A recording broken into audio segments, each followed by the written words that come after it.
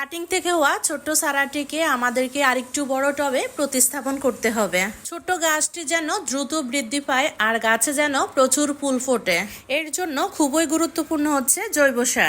প্রথমে একটি বালতির মধ্যে আমি নিচে এবং সাইডে কিছু ছিদ্র করে একেবারে নিচে আমি কিছু শুকনো পাতা দিয়ে দিয়েছি।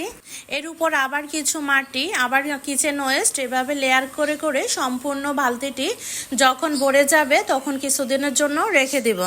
কিচেন ওয়েস্ট দেওয়ার সাথে সাথেই কিন্তু গাছটি লাগিয়ে দিবেন না, এতে ঝাঁজে গাছটি মারা যাবে। আপনারা দেখতেই পাচ্ছেন আমি কিভাবে লেয়ার করে করে দিচ্ছি।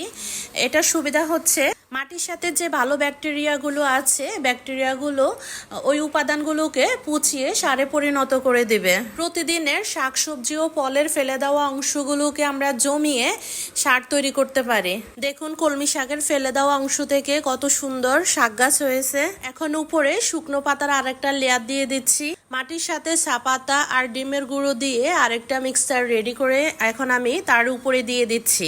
এভাবে সার তৈরি করে গাছ লাগালে গাছের হেলথ খুবই ভালো থাকে আর গাছে প্রচুর পরিমাণে ফুল ফল আসে।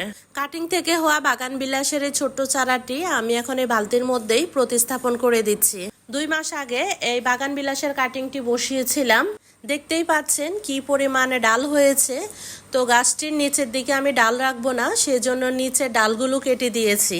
গাছের একেবারে নিচের দিকে কোনো ডাল রাখা যাবে না।